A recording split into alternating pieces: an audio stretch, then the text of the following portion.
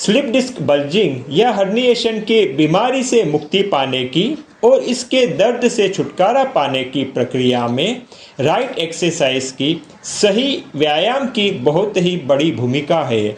लेकिन जिस तरह से राइट एक्सरसाइज यह बीमारी से मुक्ति पाने की प्रक्रिया में दर्द को दूर करने की प्रक्रिया में हेल्प करता है, ठीक उसी प्रकार से रॉन्ग एक्सरसाइज से काफ़ी नुकसान भी हो सकता है।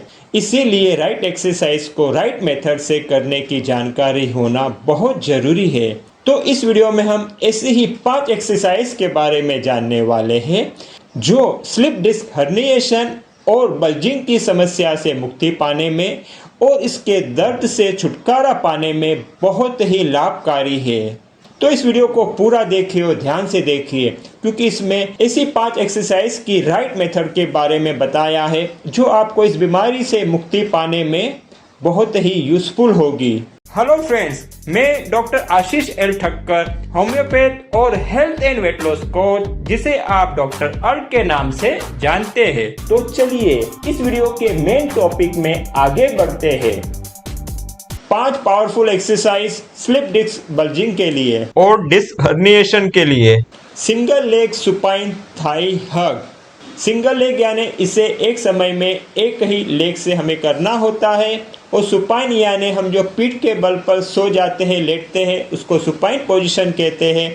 और इसमें हमें थाई को हमारे बॉडी के पास में लाना रहता है, इसलिए इसको हम थाई हग कहते हैं। तो इसके लिए हमें पीठ के बल पर ज़मीन पे लेट जाना है और हमारी एक पाँव को ऊपर लाना है और हमारे नी को बेंड करते हुए, घुटनों को मोड़ते हुए हमें थाइस को हमारी बॉडी के पास लाना है और उसको दोनों हाथों से थोड़ा धीरे से हमें बॉडी के तरफ थोड़ा खींचना है। और कोई भी एक्सरसाइज करने से अगर आपको दर्द होता है तो उसे ना करें और अपने डॉक्टर से संपर्क अवश्य करें, क्योंकि हर एक की स्लिप डिस्क अलग अलग लेवल की होती है और उसमें दर्द होने की भी अलग अलग कारण होते हैं, अलग अलग स्टेजेस होते हैं।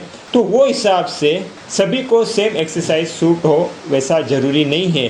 तो अगर कोई भी एक्सरसाइज करने से अगर दर्द होता है तो उसे ना करें और अपने डॉक्टर से कंसल्ट कर लें। और इन एक्सरसाइज को आपको स्लोली करना है, धीरे धीरे करना है। तो इसे पहले लेफ्ट लेग से करना है और फिर राइट लेग से करना है।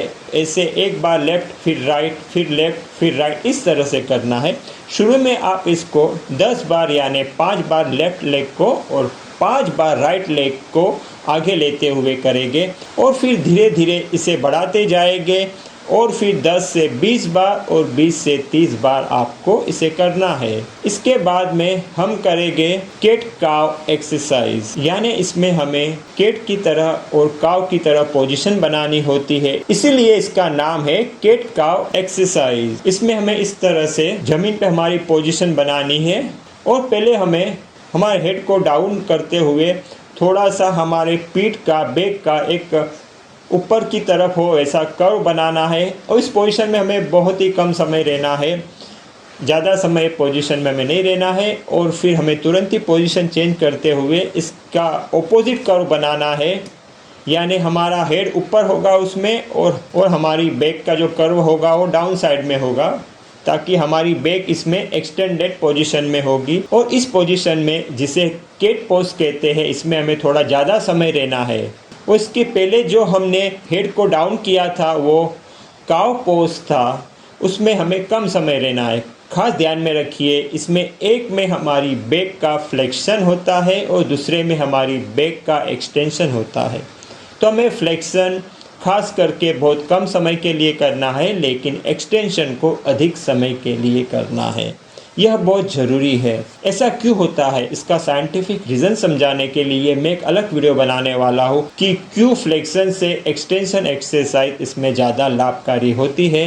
लेकिन फ़िलहाल इतना समझ लीजिए कि आपको ये जो काव पोज है उसमें कम समय के लिए रहना है, जल्दी से ये पोजीशन चेंज करनी है और कैट पोज में अधिक समय तक आपको रहना है और बाद में पोजीशन चेंज करनी है। तो ये काव पोज और कैट पोज का मिलकर एक साइकिल होता है। इस तरह के शुरू में आपको 5 साइकिल करने हैं और फिर धीरे धीरे बढ़ाते हुए 10 साइकिल और फिर 15 साइकिल तक आपको इसका रिपीटेशन करना है। और ये सभी एक्सरसाइज हमें खाली पेट करनी है या तो कुछ खाने के एटलीस्ट 4 घंटे बाद हमें करनी है। इसके बाद में हमें करनी है सुपरमैन पोस्चर एक्सरसाइज। इसमें जो हमारा पोज होता है वो सुपरमैन की तरह होता है, इसलिए इसका नाम है सुपरमैन पोस्चर। तो ये बहुत ही सिंपल है। इसमें हमें हमारे दोनों हाथ और दोनों नी के सपोर्ट से ज़मीन पे सेट होना है और बाद में फिर हमारे लेफ्ट हैंड को स्ट्रेट करना है शोल्डर से और हमारे जो हमने हाथ ऊपर लिया है उसके ऑपोजिट साइड के पाँव को सीधा करना है, स्ट्रेच करना है और फिर ये पोजीशन को रिवर्स करना है जिसमें हमें राइट हाथ को ऊपर लेना है, स्ट्रेट करना है और फिर उसी समय हमें उसके ऑपोजिट यानी लेफ्ट पाँव को स्ट्रेट करना है।